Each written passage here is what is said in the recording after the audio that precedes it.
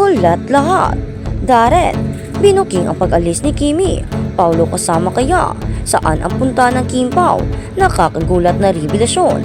Kung bago ka lang sa channel na ito, huwag kalimutang mag-like, share, comment, and subscribe. Ang Kim Pao fandom ay ipinadala sa full speculation mode matapos ang isang seri ng mga inaasahang paghahayag ay yumanig sa social media na nag-iwan ng mga tagahanga na nagulat, natuwa at walang katapusang na curious. Ang nagsimula bilang isang simpleng mensahe ng ligtas na paglalakbay ay naging isang ipo-ipo ng mga teorya, kaguluhan at mga tanong na patuloy na nangingibabaw sa mga online na talakayan. Isang pangalan ang nagpasimula ng lahat, Darren. Nang kasyual na binanggit ni Darren ang biglaang pag-alis ni Kim, nalaman kaagad ng mga tagahanga, hindi ito ordinaryong biyahe. May kinalaman kaya ito sa trabaho, isang pribadong bakasyon o isang bagay na mas malaki na kinasasangkutan ni Paulo Avellino. Isa-isahin natin ang lahat ng alamin natin ngayon at kung bakit hindi mapigilan ng fandom ng Kim Pao ang pagbas.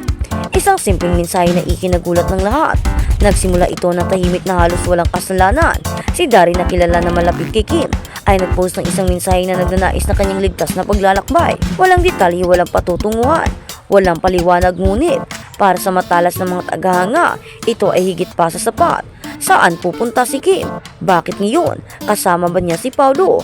Sa loob ng ilang minuto ang mga fan group ng Kim Pao ay nagdiriwang sa haka-haka. Mabilis na kumalat ang mga screenshot at mas mabilis na bumuhos ang mga komento kaysa mga subaybayan ng sino man. Ano ang ginagawang mas nakakaintriga? Si Kim mismo ay nananatiling tahimik. Kaagad na ikinonekta ng mga tagahanga ang mga dots para sa matagal ng taga-suporta ni Kim at Paulo.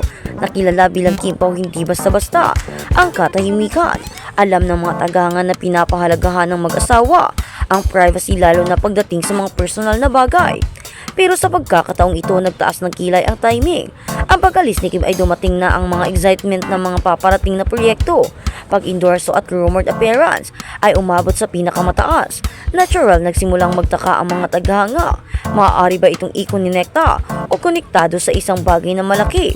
Ang ilang mga tagahanga ay nag-isip, isang secret endorsement shoot, isang pribadong proyekto sa ibang bansa, isang pagbibisita sa pamilya o isang tahimik na paglalakbay kasama si Paulo Avellino.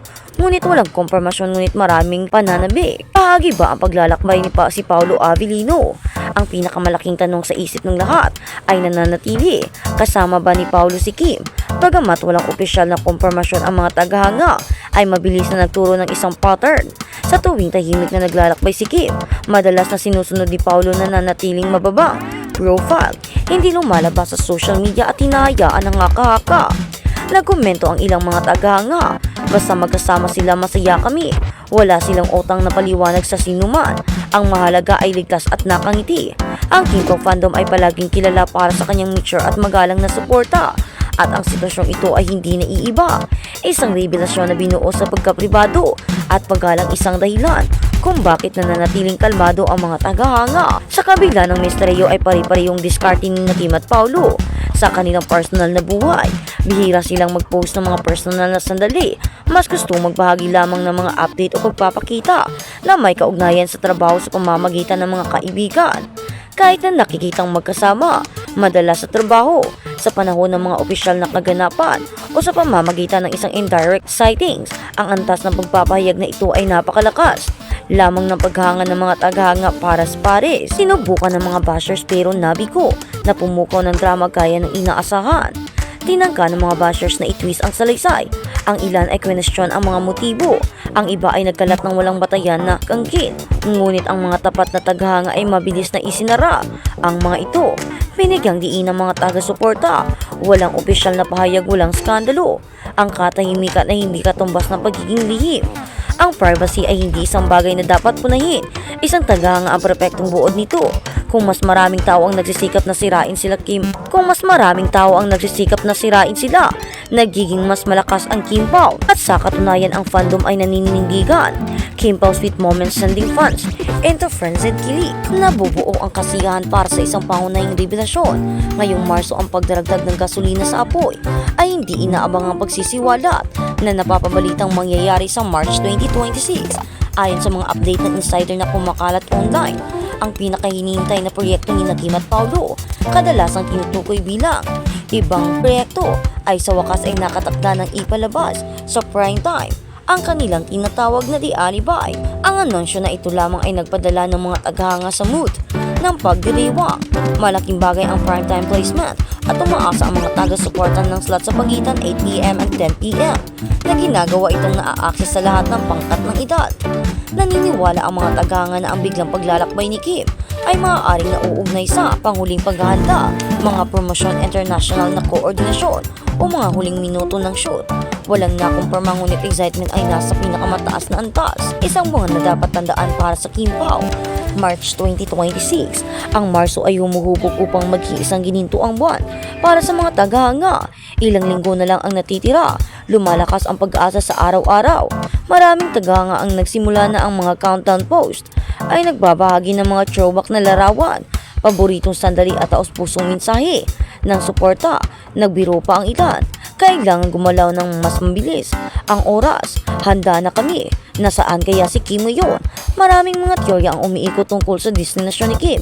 Cebu kung saan may relasyon siya sa pamilya. Isang lokal na destinasyon para sa negosyo. Isang posibleng lokasyon sa ibang bansa para sa pag-iendorso o tahimik na lugar para bakasyon. Kilala rin si Kim sa hands-on sa kanyang mga negosyo kabilang na ang House of Little Bunny na ang mga kontrata at kaganapan ay maaaring mga ngailangan ng paglalakbay. Sumasang-ayon ang mga taghanga sa isang bagay na saan man siya ay karapat-dapat siya sa kapayapaan at kaligayahan. Bakit minili ng mga taghanga ang tiwala kaysa espekulasyon? Ang pinaka namumukod-tangi sa sitwasyong ito ay ang maturity ng fandom. Sa halip na humingi ng mga sagot, pinipili ng mga taghanga ang tiwala. Naiintindihan nila, hindi lahat ng bagay ay kailangang ibahagi. Ang mga artista ay nararapat sa personal na spasyo. Ang kaligayahan ay hindi nangangailangan ng pampubliko. Pagpapatunay, ang saloobing ito ay nakakatulong ng panatilihi. Positibo ang pagkakaisa, ang komunidad ng Kim Pao, ang papel ni Darin. Aksidenteng panunukso o pala kaibigang pagpapaalala. Naniniwala ang mga taghanga na ang mensahe ni Darren ay isang friendly na kilos lamang. Wala nang iba pa. Iniisip ng iba na maaaring ito ay isang hindi sinasadyang teaser na pumukaw ng pagkamausisa. Alinmang paraan na kamit ng kanyang post ang isang bagay. Ipinaalala nito sa mga taghanga na kung gaano kalapit si Kim sa kanyang panloob na bilog at kung gaano siya kamahal. Kim Pao, mas malakas kaysa kailanman. Sa kabila ng misteryoso, isang bagay ang malinaw na nanatiling matatag ang Kim Pao. Naglalakbay man si Kim para sa trabaho, pamilya o personal na mga dahilan. Naninindigan ang mga taghanga sa likuran niya at kasama man niya o wala si Paulo. Patuloy na naniniwala ang mga taga-suporta sa tibay ng kanilang pagsasama. Natutunan ng fandom na huwag pansinin ang negativity, ipagdiwang ang pagiging positibo. Suporta ng walang pressure at iyon ang dahilan kung bakit espesyal ang Kim Pao.